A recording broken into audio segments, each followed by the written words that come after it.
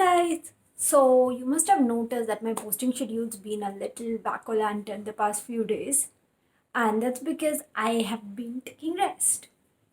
And I think that's something really important to talk about because a very important part of being a creative person is taking the time to rest. Because if you don't rest, your creativity is not like an endless well that's just going to keep pouring, right? You need to rest, you need to rejuvenate, you need to experience life, read books, watch shows, go out with your friends, and do things so that you can be creative. After all, we draw experiences from life. You have, and more than that, you have to contribute to society as well, right? Like creation does contribute to society a lot, but maybe volunteer, stuff like that. And all of that can only happen if you are well rested and healthy and happy, right?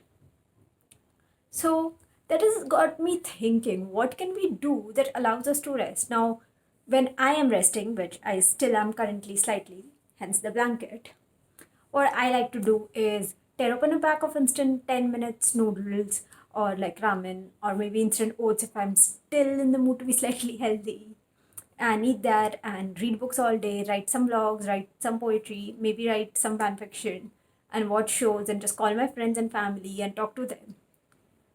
But I was wondering, can these habits become greener? And I have a blog on this topic, which I'll link down below. But this is essentially just me talking to you guys about what can we do to rest in a green manner. And I'm not just talking about resting and relaxing like taking a bubble bath, but I'm also going to be touching on some of those tough love points. Like when I tend to rest and I still feel that urge to be productive, I sometimes clean my room, right? I arrange my wardrobe, things like that. So the few points that I'm going to be talking about is taking walks and movement. Second will be obviously talking to your people, skincare, because I love skincare. The fourth one I'm going to be talking about is going to be creation and cooking.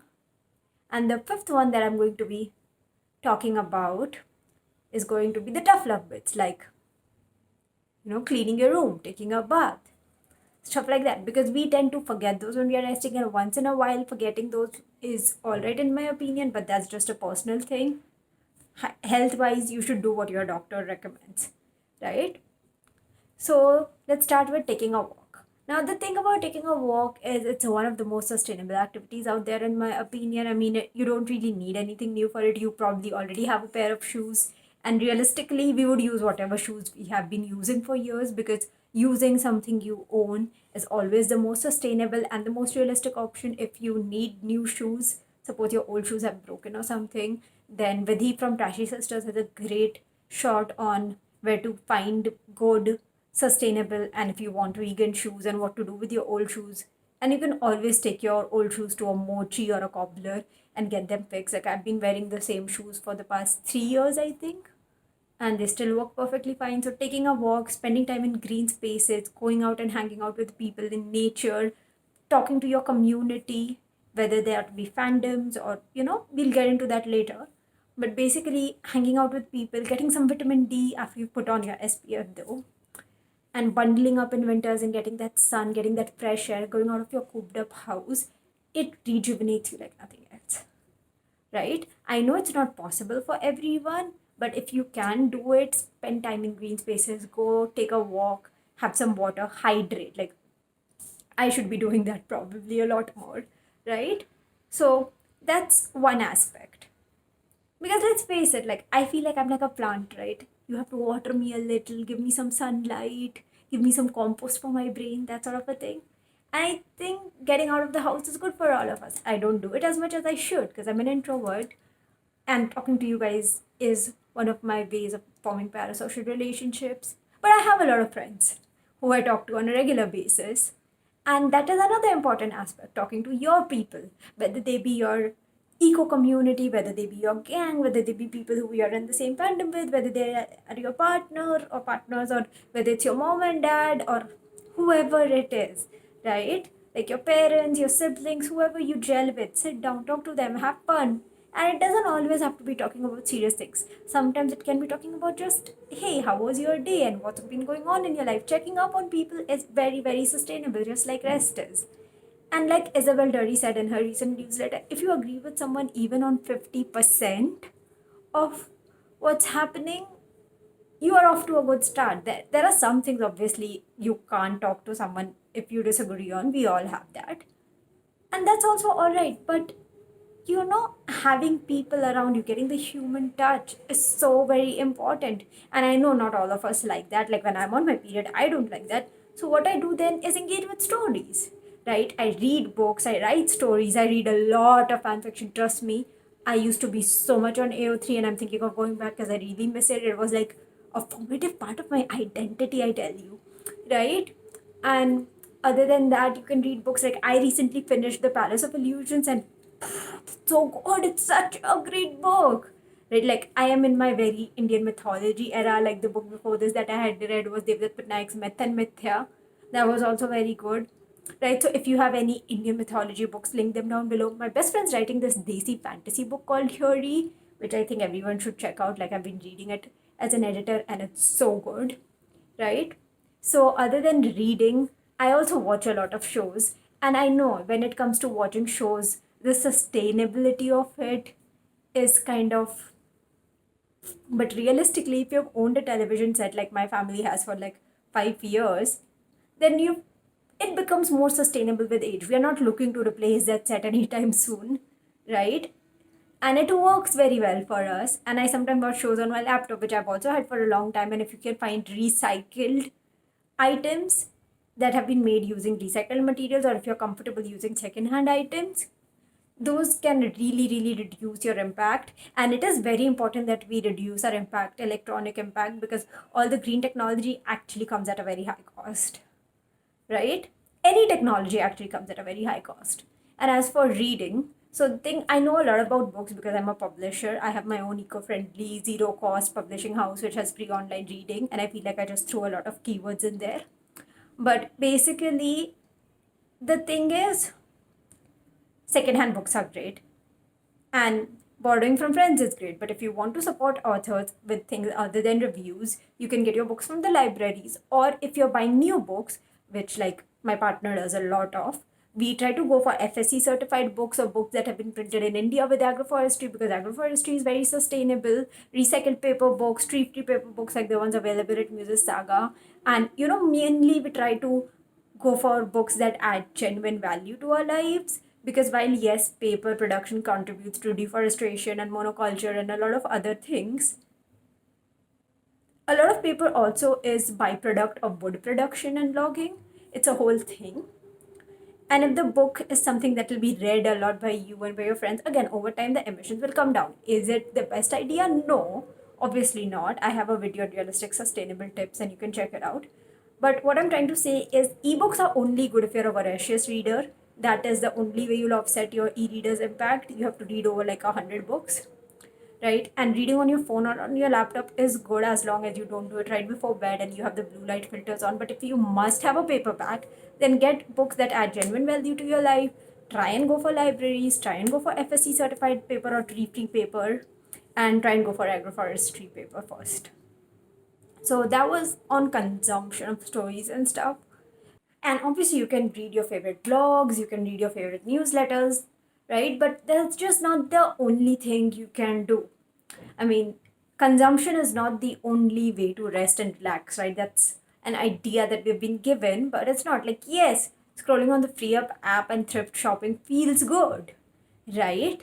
But you genuinely just need to buy things that add value to your life. It's better for your finances, it's better for your mental health. You need a healthy source of dopamine, not a boom, one shot that goes away.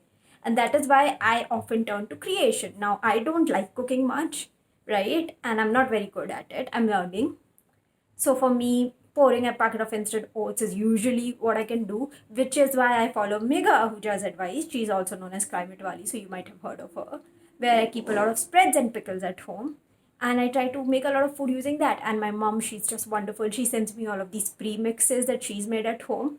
She says they aren't the healthiest, but they are better than the premixes available in the market with lots of preservatives in them. Though I'm not sure if preservatives are genuinely a bad thing, because like salt is a preservative. But apparently you shouldn't eat a lot of them. So my mom sends me these ones she's made at home, which I can just cook minimally and eat. But on days when I really, really feel creative and need to relax, and writing is out of the picture and filming is out of the picture, on those days sometimes I cook. So I might just make myself something simple like a cup of tea and a sandwich. And the thing is, if you want to be sustainable in your relaxing cooking, because I know a lot of people who really enjoy cooking, my fiance, my best friend, to them cooking is this genuinely soul soothing, relaxing activity. In such cases, try and go for local and seasonal items if possible.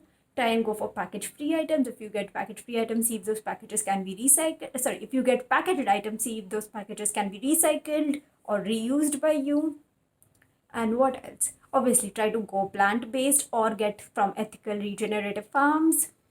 Like, personally, I am vegetarian because I could never stomach meat. I just don't like the idea of it. But I know it's not a possibility for everyone, right?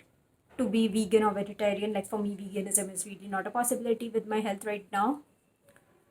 I'm still working on that though.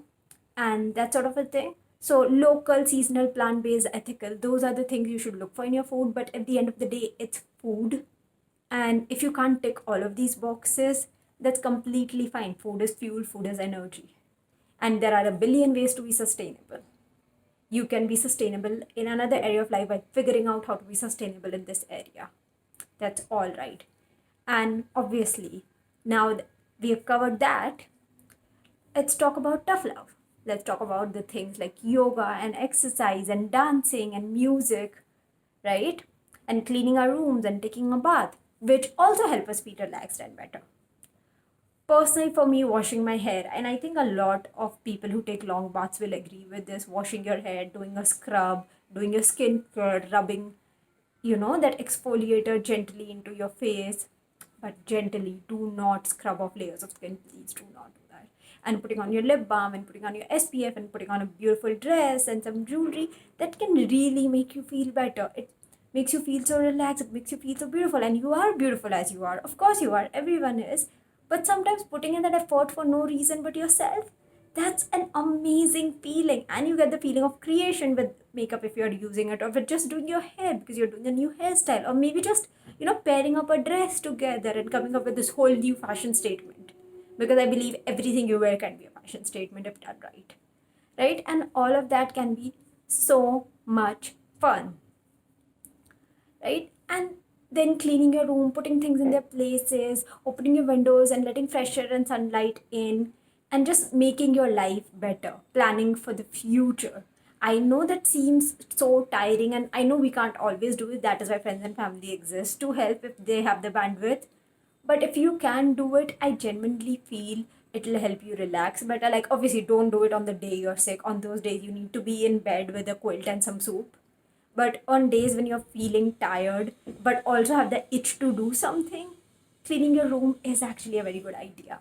Now, other things you can do to relax: yoga on a cork mat, like, or yoga on a carpet. Like, we Indians have been doing yoga on the floor for ages, right?